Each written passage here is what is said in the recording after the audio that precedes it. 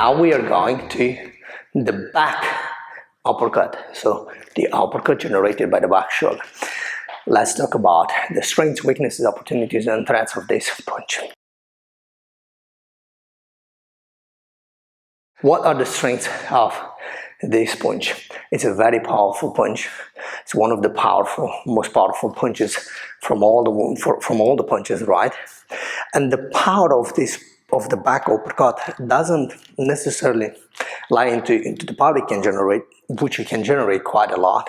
It's more the surprise factor of this punch. You don't really see it coming, and if correctly done or done at the right moment, your opponent is absolutely clueless about this punch coming. And the most dangerous punch any boxer would tell you is not the punch, the strongest punch, is the punch that you don't see. And this is what actually the danger of the uppercuts front and back is. But remember, the back punches or or the punches generated by the back shoulder, they are more powerful because you already know, they carry on more kinetic energy because of the upper body rotation, right? And back uppercut is no exception. So that is one of the strengths of the back uppercut, is the surprise factor, and is the power, and it is some speed you can put behind it. And when you combine those two, my God, it's devastating.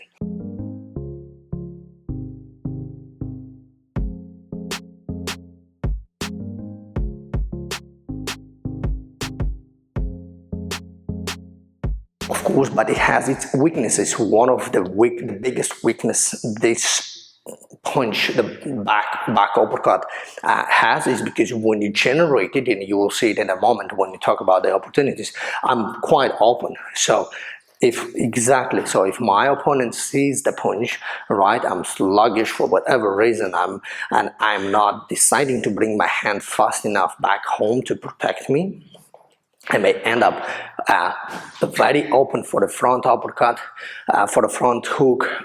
This is if we stay mirrored. If you stay with someone southpaw, that risk is double-fold, okay? So that's the first one. And the second, as much as you would like to throw it with lightning fast, still cross and back hook are faster than the back uppercut, in my humble opinion, because of the back uppercut. It's quite complex technically to execute, and to execute it optimally, right? So in order to generate enough power, in order to generate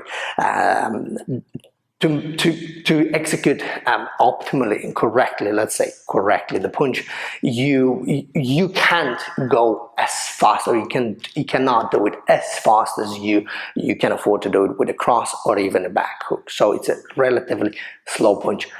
From all the 6 punches, I would consider the back uppercut the slowest one, and the most dangerous one in terms of opportunities you open. So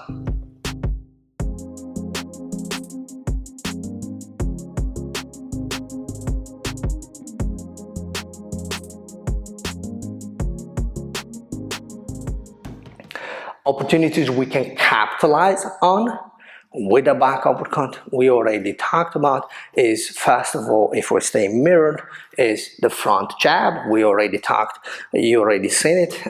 So if my opponent comes with the front jab, we can capitalize with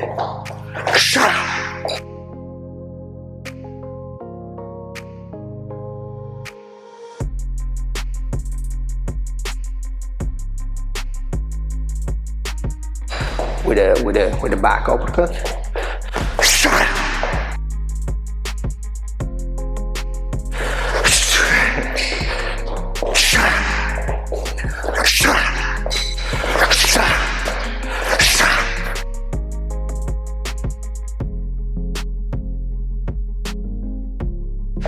So that is one opportunity. Of course, you can capitalize on the front hook.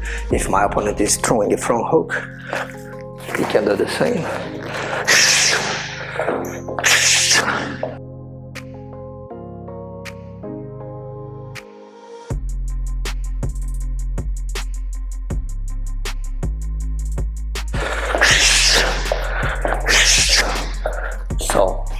front hook. And of course you can capitalize on the front uppercut as well. It's less, but it's doable.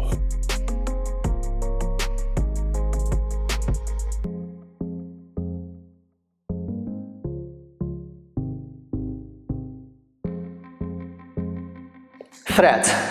The biggest one is, if we stay mirrored, are the front generated punches, and from the front generated punches, which the strongest one is hook. We're yet to come there, is the front hook that I can capitalize on with. So my opponent is throwing a back uppercut.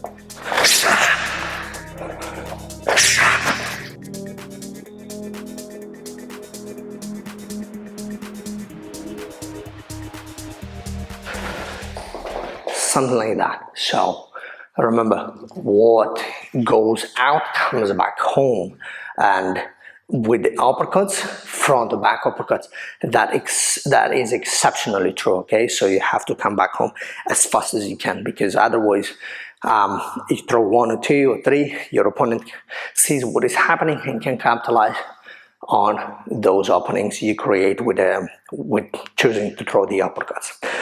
And of course, if we stay on opposite sides, the biggest danger of throwing a back uppercut is actually the back generated punches, or punches generated by the back shoulder.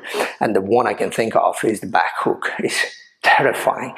So if my opponent decides to throw a back uppercut,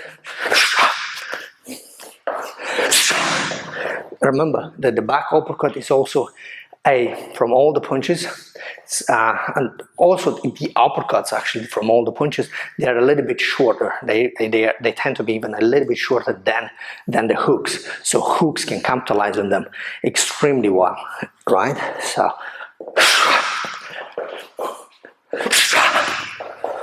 So if I would stay in the jab, so now he is throwing, I'm absolutely off.